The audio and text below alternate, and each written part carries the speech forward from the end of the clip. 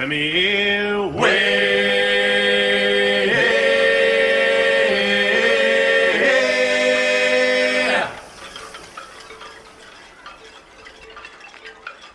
Hey everybody, welcome. So great to have you here. We have our friends from the Yarmouth Shantymen with us today. So great to see you, gentlemen. Nice to see you. Yeah, really great to spend some more time with you. So for our guests that haven't met you before, if you'd just like to introduce yourselves, please, for everybody. I'm Eric Ruff. I'm the skipper, so-called. I'm David Solos, and I'm the man that was washed overboard on our first voyage. David Mahoney, I was there on the first voyage too. We'll start off with a shanty, a little bit of a slow one. This is Across the Western Ocean. Oh, the times were hard and the wages low.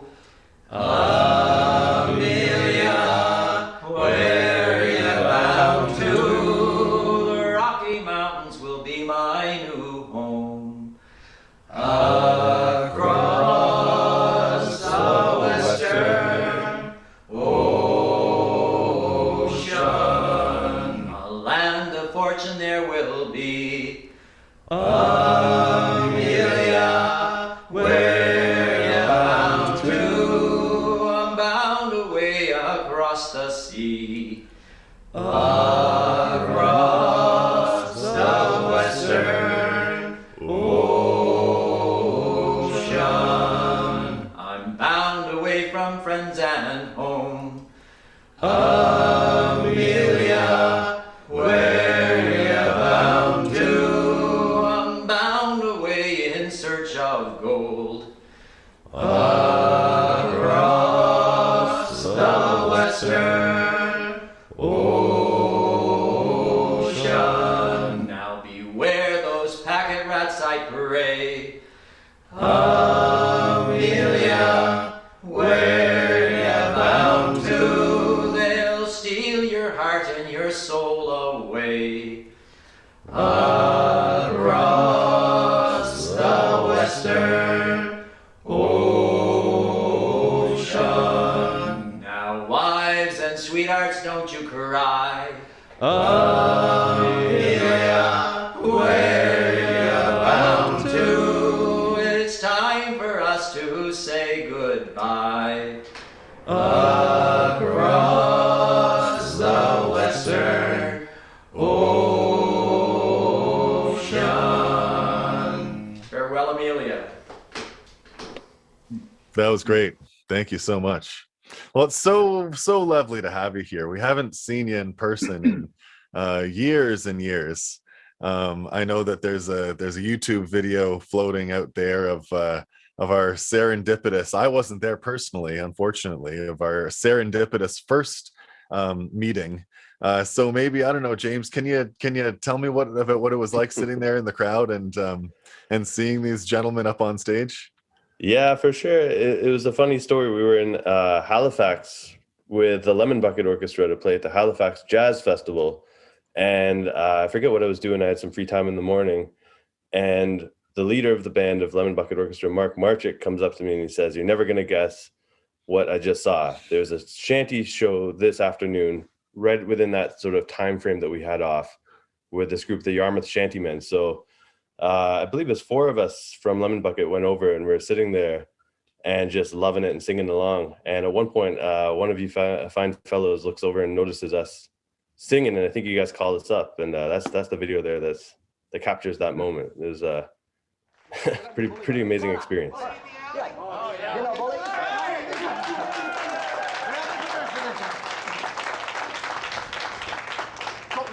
What do you guys have the name? We are called Pressgang Mutiny. Pressgang Mutiny. Pressgang Mutiny. Good. Toronto. Well, we won't. Toronto. Oh well, yeah. He grew up here, but he's converted, so you won't want to go home. This is a real Maritime Museum of the Atlantic moment of happening. That's why they're shanties, you know.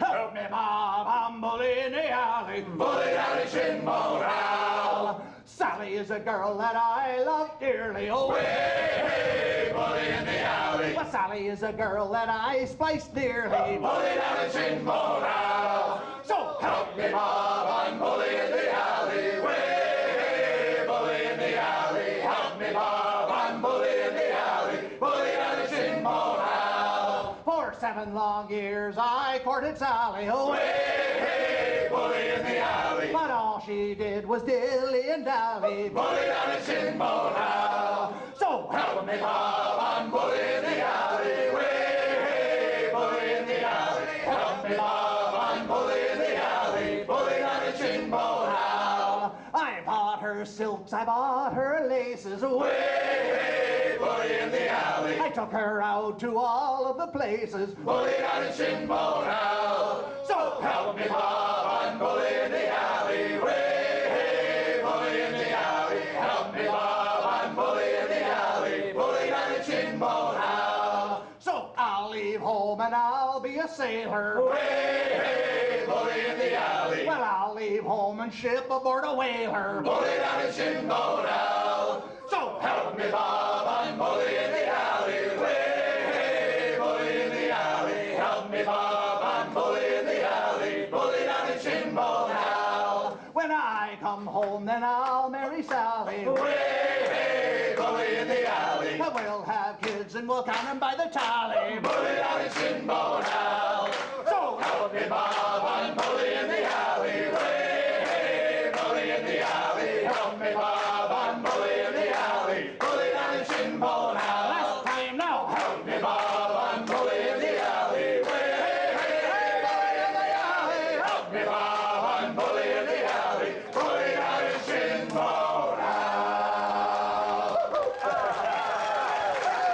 Thank you very much.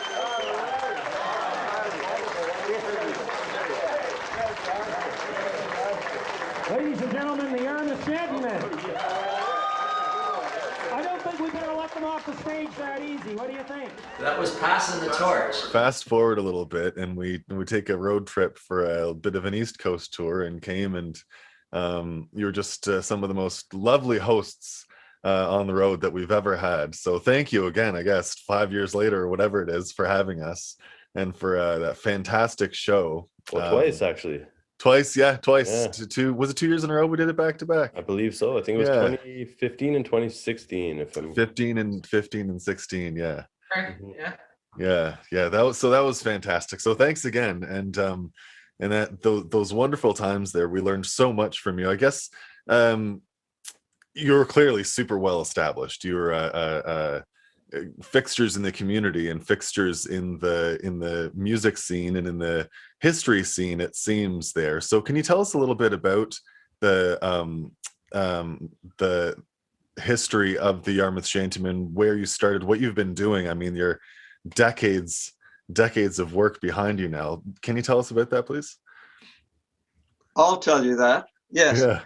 Yeah. As I was the curator at the Yarmouth County Museum, and I've been interested in nautical history for a long, long time.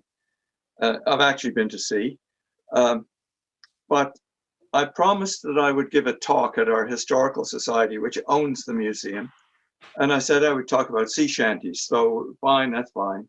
Well, after a few months after I'd suggested this, they said, well, okay, how about you give a talk at the February meeting? So I thought, ooh, I don't want to get up there and sing by myself.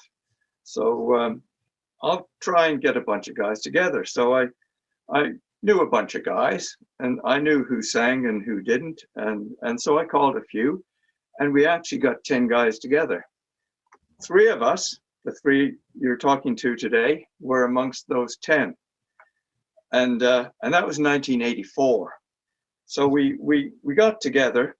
We got together, I think, maybe 3 times, and we came up with a skit, and we'd pretend we were a crew, and we used Stan Hugel's books. So we worked through, a bunch of shanties, capstan shanty, short, long haul shanty, short jerk shanty sort of thing, and pointed out what that was all about. Well, we were awful, just awful. We sang one shanty in two separate keys. My wife was in the audience. She said, "You can't do that. You just can't sing a song in two separate keys." But we did. Thankfully, we've improved somewhat. We still sing different keys sometimes, but anyway, that's how we began. And then CBC Radio heard about this. And so they called me at the museum one day and said, would you like to talk about sea shanties on the radio? So I said, sure, yeah, I don't mind doing that. So we set up a time. This was the afternoon rolling home show. And so they said, well, would you sing a song? So I thought, yeah, okay, yeah, I'll sing a song. And I said, but if I sing a song, you have to do this recording, and it was going to be live. You have to do it after 5 o'clock, because I was the only one working in the museum in those days, and I was on the desk. So I had to close the museum, and so there wouldn't be any interruptions. And I almost started laughing on air because I'm singing this song, probably South Australia, into the telephone in this big empty museum. I thought, this is absolutely ridiculous. Anyway, it went over okay. And a couple of weeks later, CBC television came and said, could we come down and film you guys? And so they did, but they wanted something else. So they said, what else do you have of a nautical nature down there? And I said, well, when I came to the museum, we had 3 ladies in our historical society that had gone to sea on their father's square rig ships. And one of them was still alive. And she had lived aboard her dad's ship until she was 15. When the First World War broke out, and so it wasn't safe, so she went ashore. Anyway, they interviewed her, and she absolutely stole the show. I mean, she was real. We were just these Johnny-come-lately guys who like to sing old sea shanties, but she stole the show. Catherine Ladd was her name. That's great. And that's how we began. It was meant to be a one-night stand, and here we are, 38 years later. 38 something years. like that. Yes. That's fantastic. That's really something. And I think that, you know, being a group of people continuing this tradition in a place that is so steeped in the history is so important, right? That work of building the music into the history and what you do at the museum, and making sure that continues is such a critical thing. So so as part of that, you've been recording the music. Obviously, you've been singing together. You've put out 3 albums over the past decades. Can we talk about that work a little bit? Sure. Yeah. So how did those come together? Over which years and which crews put those recordings together? And what were some standout moments of recording all that work together? Well, what I remember is we had a 2-4 of beer. We stuck it on the floor, and we recorded the whole thing in about 2 hours. I mean, it's not musically, it's not great, but we sang 17 shanties. It's called Old Cameron at the Wheel. Yeah. And what does that mean? What's Old Cameron at the wheel? Well, this is Old Cameron. There he is. There he is. Who was Cameron? Cameron was a sailor on this ship. It was a 4-masted bark called the Iranian. It was a British vessel captained by a Yarmouth man, Captain Isaac Webster. And the reason that we've got this picture and a bunch of others is that his nephew had fallen and broken his leg and needed to get well. So his doctor, and he, by the way, was a doctor, his doctor suggested that he go on a long sea voyage. So in that way, his leg would heal. And so this Dr. Charles Webster took a bunch of photographs, and we have the photos in the museum. And the caption on on that particular photograph is Old Cameron at the Wheel. So we decided to use that as the cover and the title. The next one is called Heavy Weather, and this is the cover. You can, and it's and actually the caption on this one is running the easting in the Indian Ocean, heavy weather. And this was it was a voyage from, I don't know how you pronounce it, Bayonne, New Jersey, just near New York, and they were taking case oil to Yokohama, Japan. So they would have gone down the Indian Ocean, down the Atlantic, across the Indian Ocean, and then up to Japan. And when they're running the easting down is when they're pretty well sailing an easterly course, and the wind is right behind them, the westerlies, and it can get very rough. The better, the stronger the winds, the more south you would go, or they would go, and the more fierce the wind would get. So it's pretty rough weather. And in that picture, you can see, oh, I don't know if you can see it there. You can see that wave in behind. Yeah. This is Captain Webster here, and he's checking behind just to make sure.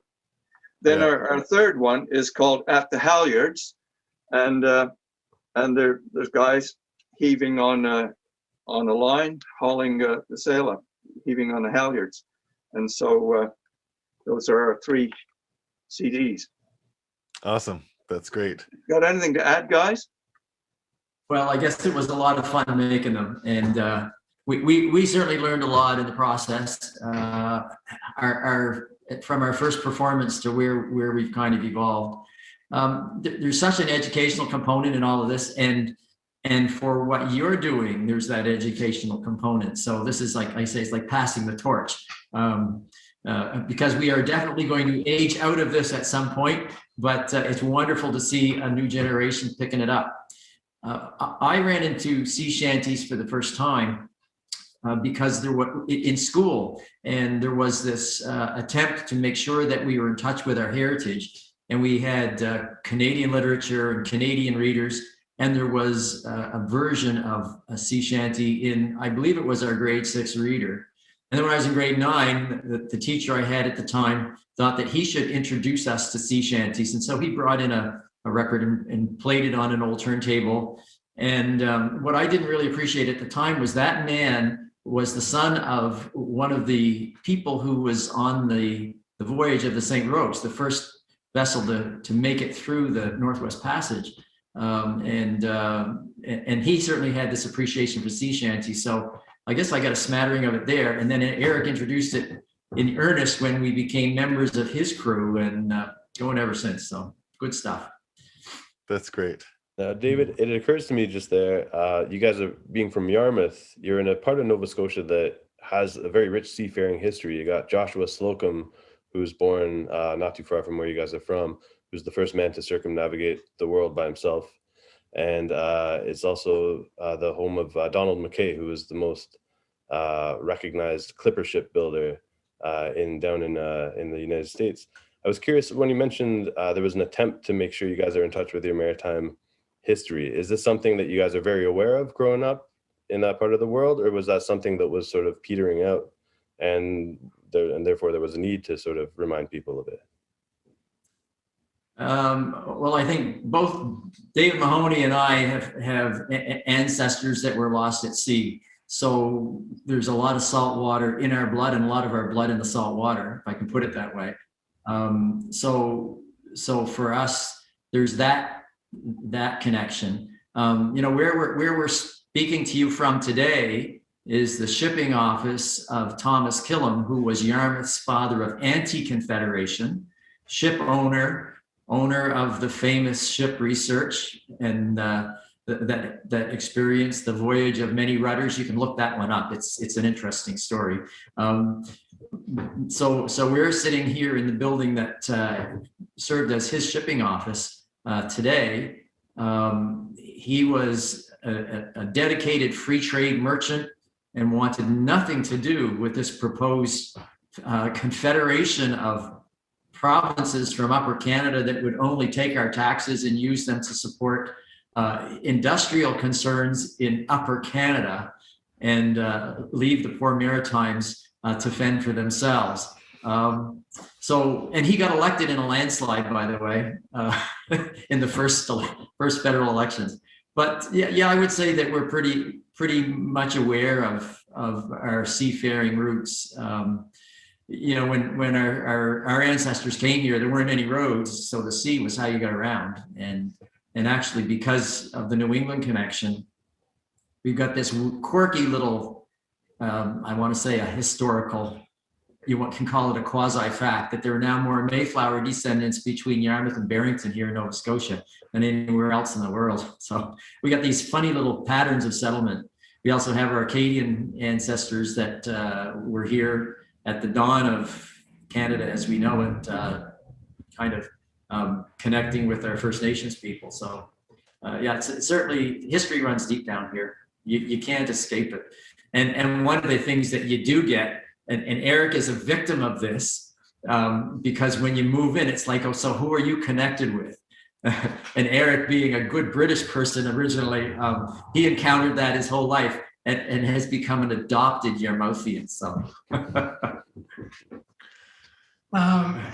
I think that the Acadians were here at the dawn of Acadia. that would be right. It all adds up. Stefan or Eric, I think Eric will know. This is the Yarmouth waterfront. And the caption says Yarmouth waterfront, and the date is 1909, and you can see a three-masted fellow in the foreground, and there's another one down under my finger, and more masts in behind that. The steamer was to go to Boston. Now, Eric, what did you say that three-masted fellow was? Barkentine? No, that one's a bark.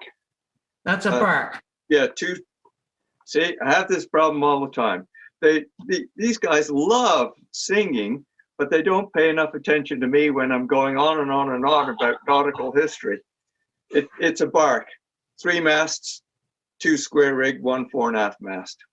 Oh, okay. And just to follow up on David's comment, it's a sad thing, but the sadness, if you have it in your, a little bit in your heart when you're singing the shanties, it comes out. It's just like when after Billy O'Shea, and then the line comes, "Me brave young Billy," he's dead.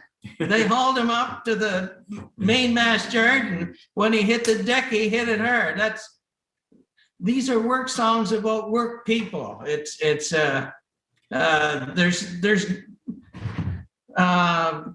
Congo River has yonder comes a Yankee clipper. How'd you know she was a Yankee clipper? By the blood and guts coming from her scuppers.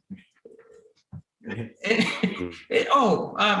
main story, I forgot to blow my own horn. Not my horn. My mother's mother was, her mother was a Hilton, and her father was a sea captain, and he was running boat, a barkentine for Killam Brothers here, and he left up near Sydney with a load of coal from Port Morion, making his way December 8 or 10. Now wintertime in 1872, he was, and the ship was called the Confederation, and they got blown ashore near Canso, where Stan Rogers' people are from.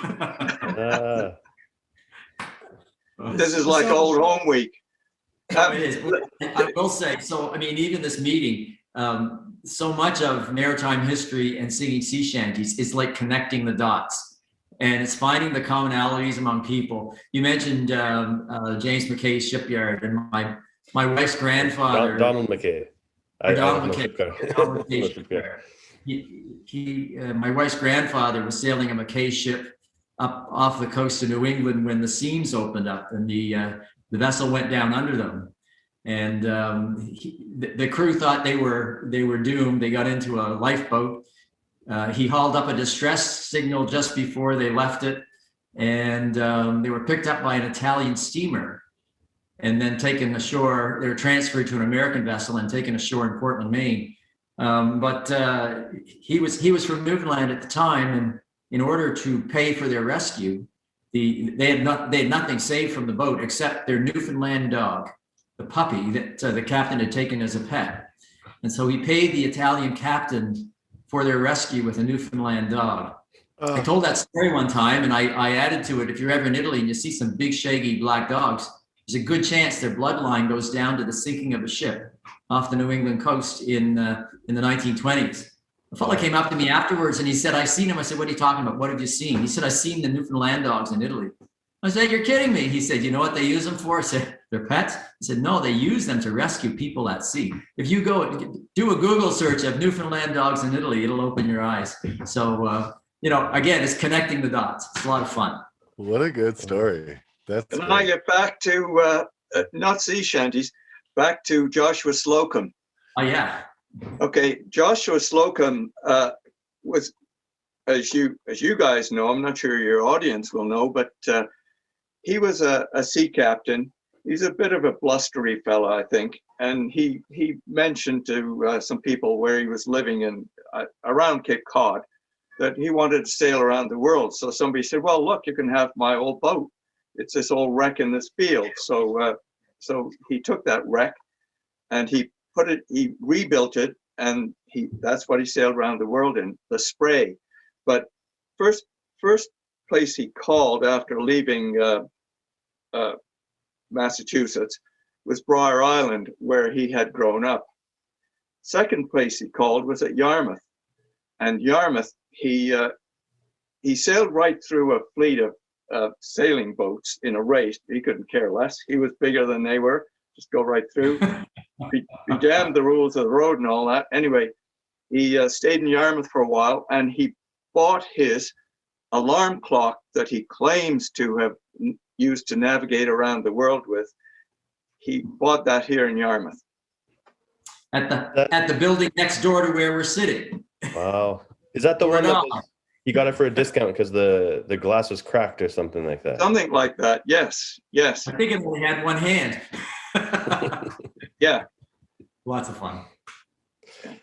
I won a bottle of scotch on a bet on Joshua Slocum a few years ago, and I'm really proud because I won it from the guy who was the director of the Maritime Museum of the Atlantic, the first director, Niels Janisch. And technically, Niels was right, but I had read this part in the book about taking his departure off George's Island, Halifax. And I thought, wait a bit, that doesn't make sense. He would have taken it off on one of the outer islands. And so I said to Niels one day, I don't believe all this stuff in Slocum's book. And he said, "Well, why not?" And I gave him this example, and he said, "Oh, no, that's not right." He took his departure off one of the outer islands. I said, no, he didn't, and I knew because I'd gone back to read it. And anyway, the bet was for a bottle of scotch, and I knew I was going to win. And he sent me down a bottle of scotch with his wife, and I thought, well, the least I can do is wait until he comes and we can drink it together. And we did in one night. That's my Joshua Slocum story. I love that he was given a goat at one point. I forget where he was. I think it might have been Cape Verde or something around there. And the goat ate his only map of the Caribbean, so he had to sail through the Caribbean by memory. Those goats are trouble. Don't get a goat. It's great. Does it count as solo if you've got a goat?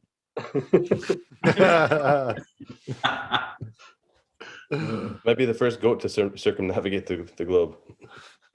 Well done, goat.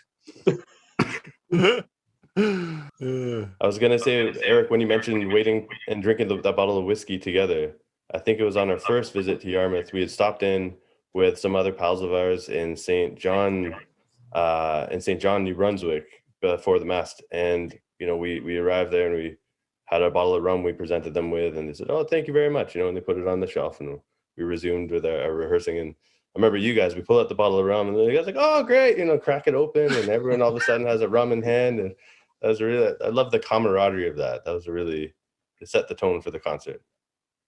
Yeah, that was before the concert, wasn't it? It sure was. It sure was. Maybe we'll spare our audience from what happened after, but let's just say that there's no rum left at the end, and then some. Yeah, I was thinking that watching your Shanty show, that it would be good if we sort of spoke to people that see the stuff, but wonder how you guys and guys like us end up singing shanties. And so this is a book you're familiar with. A Shantyman's Bible. Yeah, and David has Dorflinger. You mentioned Dorflinger, and or one of your guests did. So beat up. That's Dorflinger. I started with shanties when my aunt gave me this National Geographic book, Sounds of the Sea.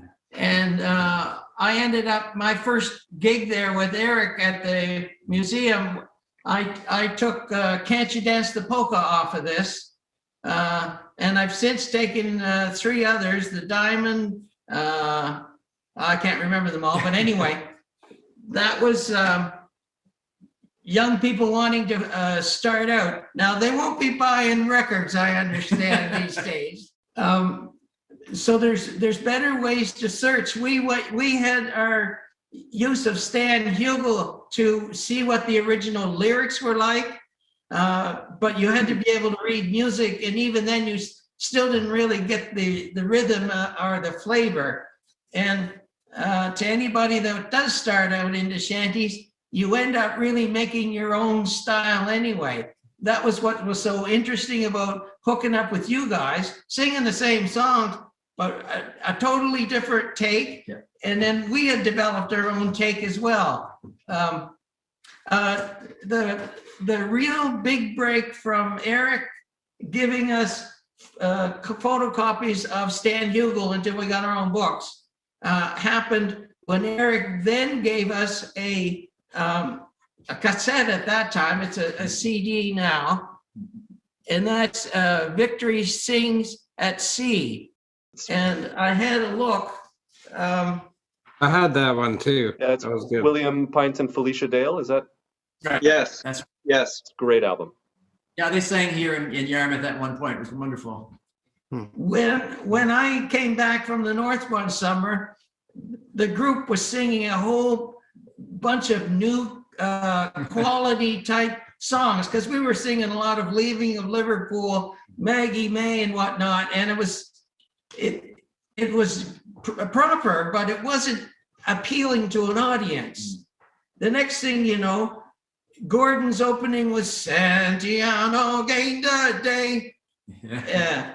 John Cherokee, Eric did Blow the Man Down, Bob did Rolling Down to Old Maui, Wayne Robichaud was doing Bully in the Alley. Gordon had that one again, and I think I wrote to you, Santiano opened our shows and we've closed with Bully in the Alley, I think, ever since. Those are the bangers, absolutely. Yeah, yeah, Those are the foot stompers. Yeah, they are. Yeah. And there are some very interesting, I don't know if this is Rogues Gallery, I don't know. That's got about 40 some shanties, and they could be, some of them are, Boney Was a Warrior, it is done in punk style. So there's sources out there, but anyone I think Sting's on that album, isn't he? I think Sting has a couple tracks on that album, if I'm not mistaken. Yes, he does. Yes, he does. And it's a 2-disc set. But if you're starting off, anyone watching this broadcast, you can find sources obviously on YouTube and build up. Go for the ones you like and your pals like, and like the two groups that you're looking at right now on the screen, you end up developing your own style based on the singers that you got beside you. Yeah, it's all about finding that reference material. And I think it's really interesting to consider. There's that Rogues Gallery album that I think came about at the behest of some people in Hollywood that wanted to hear some major stars make some nautical style music at a little, cultural inflection point when Pirates of the Caribbean was happening. We had another little blip in shanty music at a very well-received video game, Assassin's Creed Black Flag. We're having another moment now with this whole shanty TikTok trend. And you've certainly experienced different iterations of this over the nearly 4 decades of being together and singing sea shanties. So I'd be interested to hear what's your take on the way that culture has looked at shanties as time has gone on, and what do you think's happening now? Where do you think it's going to go? Well, who wants to jump in on that? Eric, you're going to have some things to say here too. I love Eric's quote that we use in our shows often, that early on shanties were considered to be in poor taste. You want me to tell it? Yeah, tell the quote. Give us the quote there. Okay, this quote was told to me by a guy who used to work at the National Maritime Museum in England. And he said that he got it from a Nova Scotia, possibly even Yarmouth sea captain, who retired a long time ago. And the captain had his wife on board, and his wife didn't like all the vulgar language in the sea shanties. And she said to her husband, can't you stop those men from singing those awful songs? And he said, my dear, I can shoot one of them and get away with it, but I can't stop them singing. That's their engine for work. I love that. Brilliant. That's a wonderful quote. But if you fast forward that, I mean, like I had a very brief encounter with sea shanties in school as a way of connecting with that piece of our heritage. But I think one of the reasons why sea shanties have kind of had this rebirth is that they're so singable. And as we said when we did our very first performance so badly, they did not hire sailors for their voices. They hired them for their ability to do work. The singing just made the work go easier. And that's so true about anything. What I've discovered is that from some of the people that have listened to some of our CDs, some of these songs little kids just love. They're kind of like a musical nursery rhyme, if you want to put it that way. And I also had a friend who was going through a rough time, and he said, you know what, he could put a shanty CD in his vehicle. He could travel. He didn't care where, but as long as he was blasting that out of his lungs and out of his speakers, he was okay. So there's something to be said about being able to take yourself to another place while you're singing. And sea shanties are certainly a vehicle for doing that. So I don't think they're going to end with this generation. I think you're going to see a rebirth probably over and over again. Yeah. I was thinking along those lines, and I know, Richard, from listening to some of your comments with your other guests, you often pose a kind of philosophical overview when you're looking for something. And on that line, I wrote to James this morning, I feel like I'm upholding that spirit of folk singing that started in the late 50s and the early 60s. My sister brought home Silver Dagger by Joan Baez back in 1958. So I was, and you know, and if you're musical, you like music, and just, you don't think about what it came from. But there was something about when this group started, the chance to sing authentic material was very soul. It rested nicely on the soul to be singing this. And now, after I've had a long work life, I worked as a nurse and with some brutal hours and some brutal events, that the harshness that's referred to in some of these songs goes well with how I feel about concerns for the worker. And so I think that there's more to it than the music is good, but there's also content there that sometimes sneaks a message in about bad treatment of people doing a hard job. You know, someone's got to go up and watch for ice or look for the whales, but with not really proper equipment to be standing up there into the wind. Enough. I've not heard that take before, and I think and you both referenced it, and I find it just massively fascinating that, you know, we, in a couple of our episodes, we've talked about shanties as a technology, right, to get the work done. But that emotional side of it, and understanding that the sailors would have been in pretty hard-pressed emotional times, away from home, working hard, boat might sink, don't know what, you know, it's gonna look like when I finally arrive, or what's waiting for me back home. That there may have been an emotional component to this as well, because we know how beneficial and therapeutic singing can be. You know that music doesn't help the soul at all, does it? Get back to your point, Richard. I thought, because I love sea shanties, and when we started, I was in my 30s, so I always thought, well, we'll go down to Shelburne, we'll get a great group of young people come out to sing. Well, who came out in those days? It was all the older people. There were never any people our age, and I was always disappointed in that. So maybe with this new trend with teenagers singing it, we may get back to young people who now aren't quite that young either. But we may end up with young people singing sea shanties again, thanks to the Wellerman. Well, one of the people, David, that you mentioned in your email as well, you mentioned John Allen Cameron, who, of course, for those who don't know, was an incredible promoter of Celtic and Cape Breton music specifically. And what I found interesting with his story is when he started going to SFX, he started telling his family that he was performing some Cape Breton music, and they were very concerned about this. They were saying like, oh, like, you know, you're not singing like our traditional music, you know, like no one wants to hear that. Like no one on mainland Nova Scotia would want to hear that. You should sing some Hank Snow and other kind of more popular Nova Scotian music. Because to them, they were almost concerned that it would be, you know, not treated respectfully, or people wouldn't enjoy it. They thought this was just their entertainment at home. But John Allen saw that, you know, I think he believed in that validity, that this is incredible music that needs to be shared. And he fast forwarded 30 years later, so when you got the likes of Ashley McIsaac and Natalie McMaster, and this music is going globally at the time. But, you know, it took him to believe that folk music could reach another audience.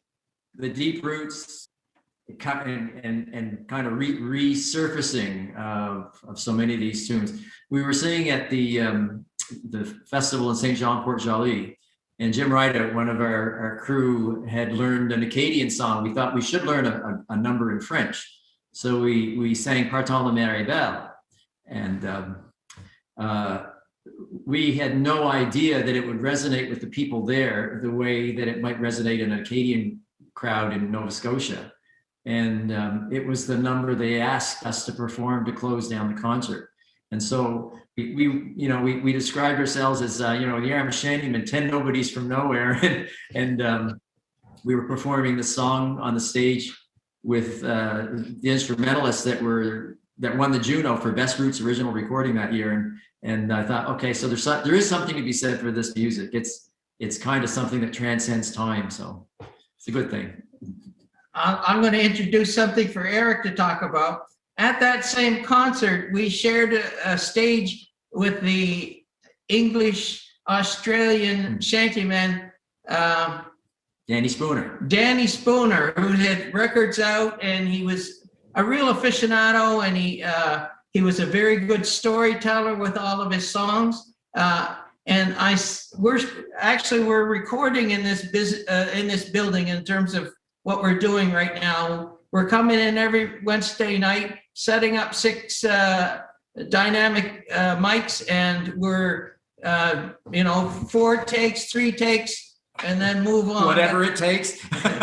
And so we're building up a library of takes of songs we haven't recorded, and then we'll see if we need to come back and fix them up. But we're getting good quality, and there's an ambiance in this big wooden building. Anyway, I said to the guys, you know, Danny Spooner, for us up there on the shores of the St. Lawrence River, was probably like how the Pressgang Mutiny looked at us as guys that we were actually making a small living, you know, paying for beer, and had been doing it for some 25 years, no, 30 years by that time, which means, you know, we were making it work. But I wanted Eric to sort of cover into about meeting this real shantyman. Eric? Well, he was a real shantyman. You had to be careful what he sang. He used the old words that we wouldn't use at all now, and some of those sentiments, but he was quite a character, and we really enjoyed him. But I'm going to go back to some other people that we've met too, who we learned from. Tom Lewis, who you guys will know, and Tom Lewis and his wife Lynn, and William Pinton, Felicia Dale, they actually stayed here. They came and sang at the museum once, and they stayed with me. And I'm really proud of this because I've always wanted to have long hair, but it won't grow. Anyway, it's all gone from the front now, but the back will grow, but not long enough. But it was about the longest I've ever had. And we were singing at an annual gig that we have, Seafest, used to have, and my hair was long enough to braid. So I asked Lynn, Tom Lewis's wife, if she would braid my hair, and she did. She put a French braid in it, and she said, you know, I braided Stan Hugel's hair. So I've got a connection with Stan Hugel. And another guy who came was Bob Webb, who unfortunately passed away when he was quite young. Used to be the curator at the main Maritime Museum. Big, powerful, powerful voice, great shantyman. And he came and sang here as well. And he said, you know, Stan Hugel's going to sing in Maine next year. So I said, great, I will be there. And about 3 weeks before, I got an email from Bob saying, you don't have to come. Unfortunately, Stan died. So I came so close to meeting Stan Hugel, but didn't. And he was, well, he had the reputation to be the shantyman who sang the last song, the last shanty aboard a British square rigger. And that was a four-masted bark called the Garth Pool. But she was actually owned in Canada at the time. So he sang a sea shanty aboard the last big square, British square rigger owned in Canada. Wow. Connecting the dots. Connecting the dots. Yeah. That's great. Eric, if I remember correctly, were you in the Canadian Navy for some time?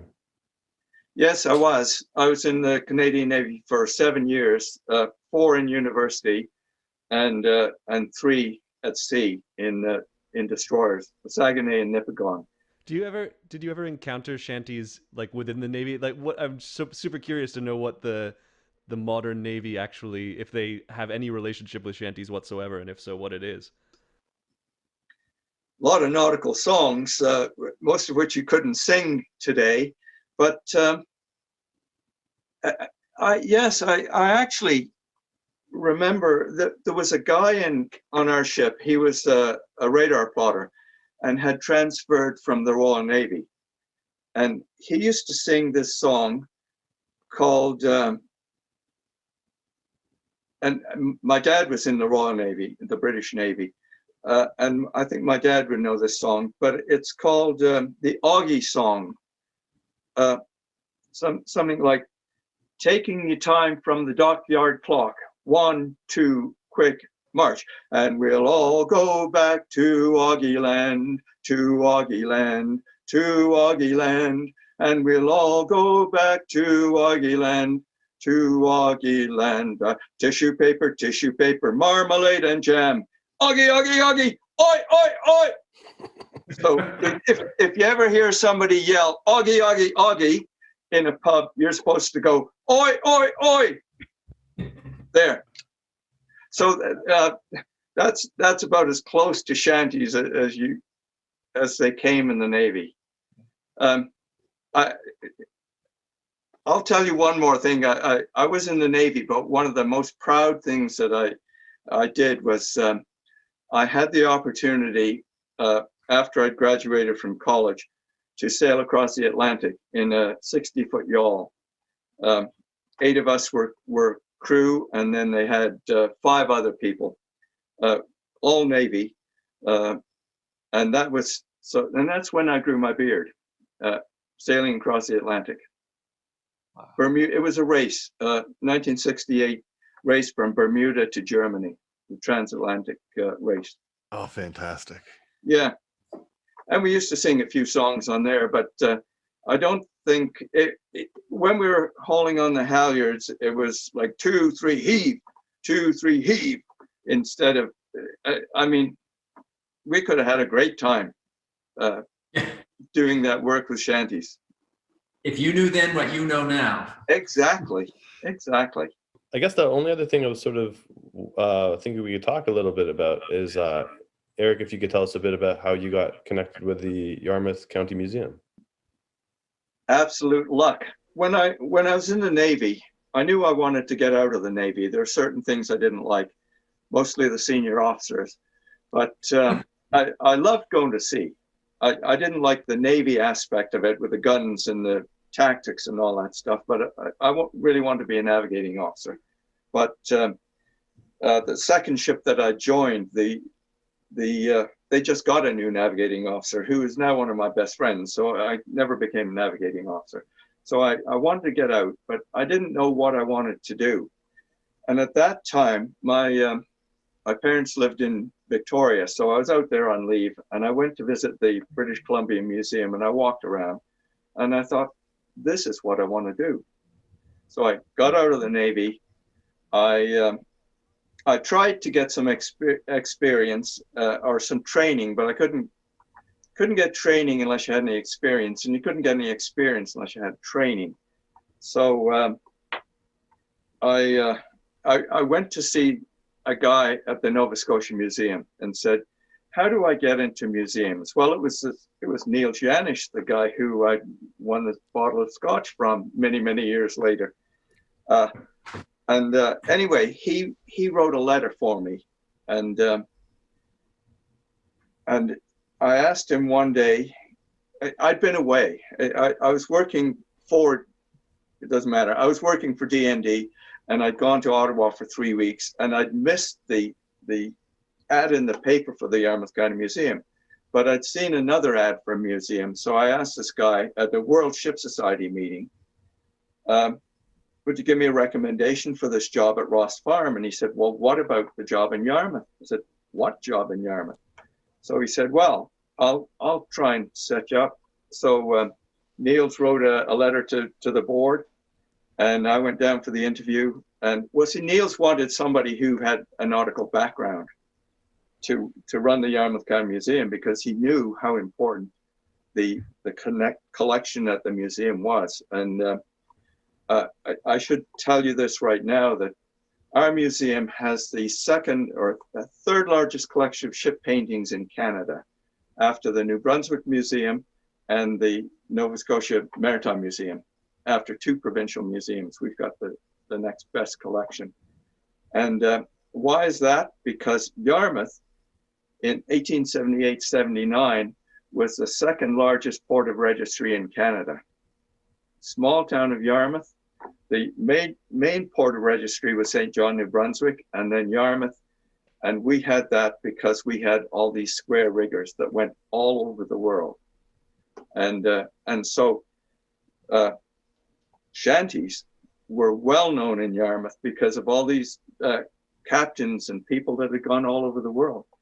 Many of them probably could have sung a sea shanty in German or Danish or something like that.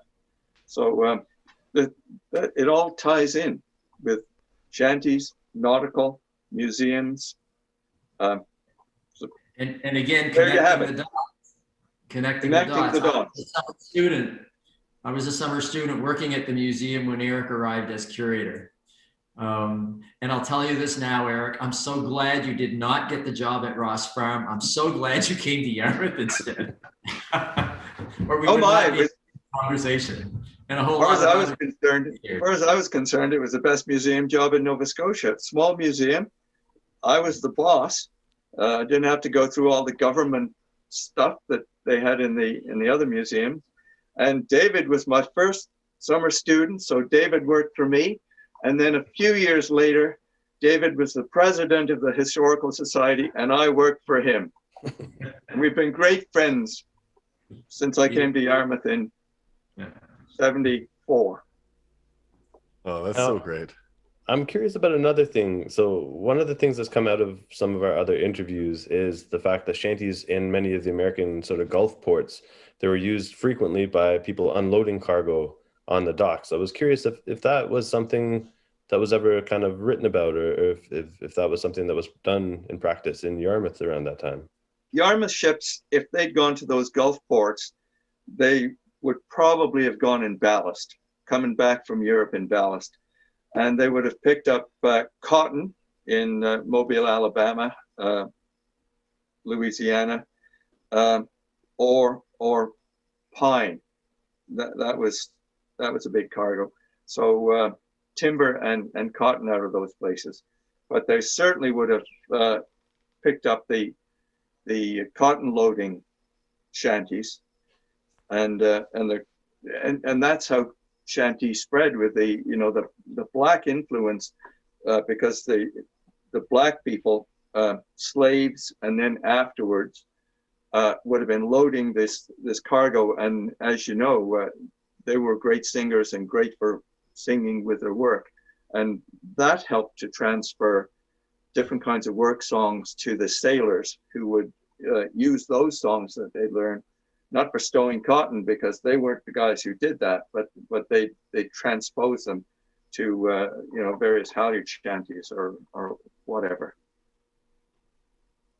But going into port, the Lever Johnny Lever, as you know, that's the shanty for going into port, and that's a capstan shanty, and well known and often used to haul into the docks in Liverpool, where they had to get out of the tidal Mersey River and into those docks, which were flat and placid. So they would use the capstans to haul into the docks. So great capstan shanty for end of a voyage. What is this shanty scene like now? I know there's obviously you folks, and we have our friends before the mast out in St. John. How do you see the shanty scene evolving? How do you see the current group? Are we going to have a festival anytime soon? I think is a really good question there. What are the next few years for shanties coming out of the pandemic look like on the East Coast? Well, I want to jump in and say that there is talk of a shanty festival here in Yarmouth. Start it small and then grow it. I'm not sure if you're familiar with the Folk Harbor Festival in Lunenburg. It started small many years ago, and we actually sang at the first Folk Harbor Festival. I was kind of intimidated because we sang right after Clary Croft, who was one of those iconic folk singers, sang on Sing Along Jubilee, which was the folk music CBC TV program that you would sit down and listen to here. And he also personally knew Helen Creighton, who was the great collector of folk songs in Nova Scotia. So, so a little intimidating singing after him. And then we went back. I think what anniversary was it? 28 years later, Eric. We went back and sang there again, and then again at one of the festivals where they were focusing on work songs. So, Lunenburg is also a place where folk music and sea shanties would certainly be part of the music scene. And I also think St. John may be talking about some kind of a shanty festival because because of the current interest. What we've noticed, the long-running one in St. Jean Port Joli, is that there's a relatively dedicated group of people that once you're hooked, it's something that you want to continue to engage in, and you folks would be a case in point. So I guess we would be too. The ability of a sea shanty to engage people, everybody can sing a chorus. It's a wonderful thing, and you can be part of something bigger when you're involved. So I think the sea shanty scene on the East Coast is it's blended with the folk music scene, but it's certainly part of what we're going to see here for a while, I think. It's always been a bit of a hard sell if we're in the same market all the time, and you're only bringing out like the Halifax crowd. It's the ones that are used to it. We sing at gigs here where people have seen us. So what happened the last 2 years is we finally allowed Northwest Passage to be entered into our set to sing songs that a general audience would know, so that we wouldn't completely alienate them. They hear something that they know, and they're, we're singers. It's not a sacrilege, and as Eric learned from Stan Rogers' son, some people in Canada consider Northwest Passage the second Canadian anthem. But you have to, if you want to, you got to bend a little bit. Anyway, you got the idea. So Mahoney, are you going to be leading Wellerman then? No.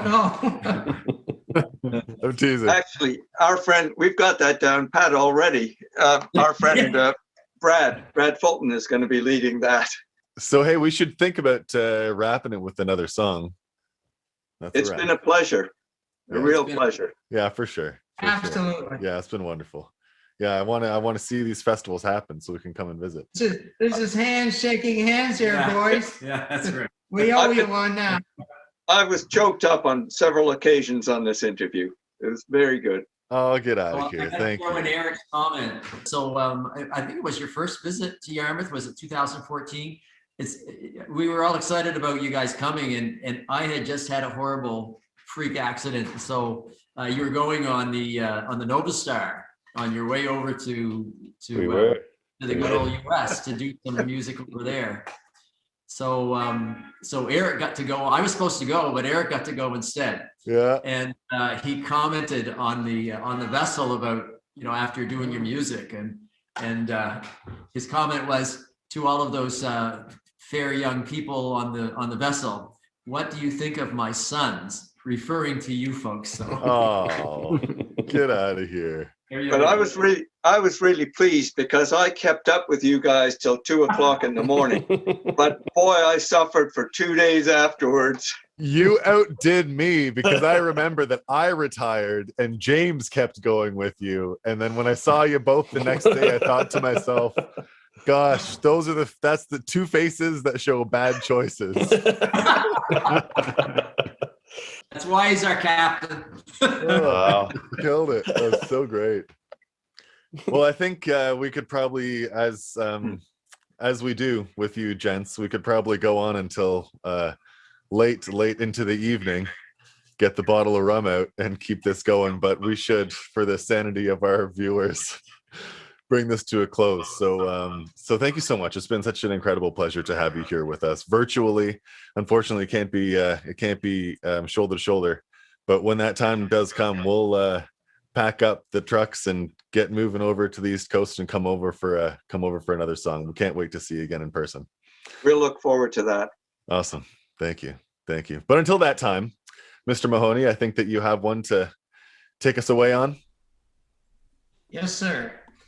From Boston Harbor we set sail, and the wind was blowing a devil of a gale, with her ringtail set abaft the mizzen mast, and her dolphin striker plowing up the deep, with a big bow wow, tow row row, foldy roldy ride all day. The captain comes up from below, he looks aloft and he looks alow, he looks alow and he looks aloft, saying coil up those ropes there, forward and aft, with a big bow wow, tow row row, foldy roldy ride all day. Then back to his cabin he quickly crawls, to the steward he loudly bawls, mix me a drink that will make me cough, for it's better weather here than it is up aloft, with a big bow wow, tow row row, foldy roldy ride all day. And we poor sailors standing on the deck, with the blasting rain coming down our necks, not a drop of grog will he to us afford, and he'll damn our eyes with every other word, with a big bow wow, tow row row, foldy roldy ride all day. There's just one thing that we do crave, that he will have a watery grave. We'll throw him into some dark hole, the sharks will have his body and the devil have his soul, with a big bow wow, tow row row, foldy roldy ride all day. All right. Well, that was lots of fun with our friends from Yarmouth. I can't wait to get over there myself. I love the east coast of Canada.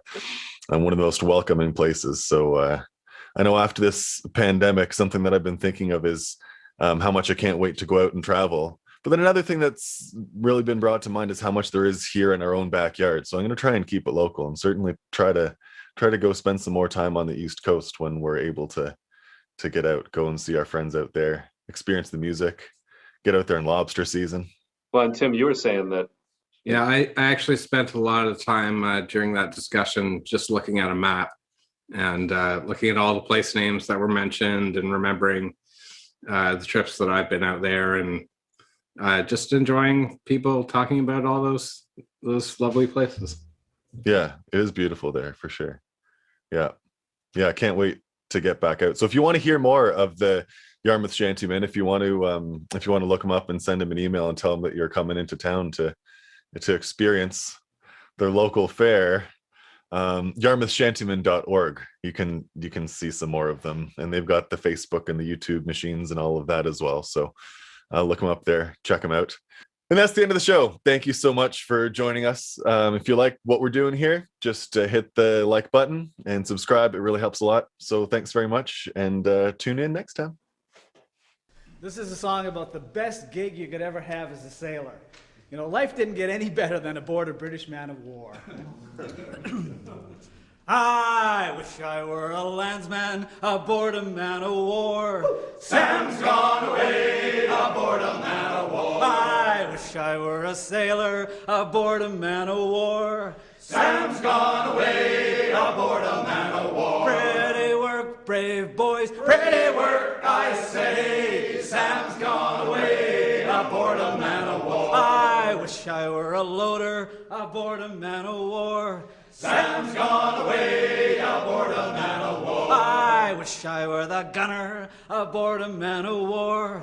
Sam's gone away aboard a man of war. Pretty work, brave boys, pretty work, I say. Sam's gone away aboard a man of war. I wish I were the top man aboard a man of war. Sam's gone away aboard a man of war. I wish I were the surgeon aboard a man of war. Sam's gone away aboard a man of war. Pretty work, brave boys, pretty work, I say. Sam's gone away aboard a man of war. I wish I were the first mate aboard a man of war. Sam's gone away aboard a man of war. I wish I were the captain aboard a man of war. Sam's gone away aboard a man of war. Pretty work, brave boys, pretty work, I say. Sam's gone away aboard a man of war. I wish I were the admiral aboard a man o' war.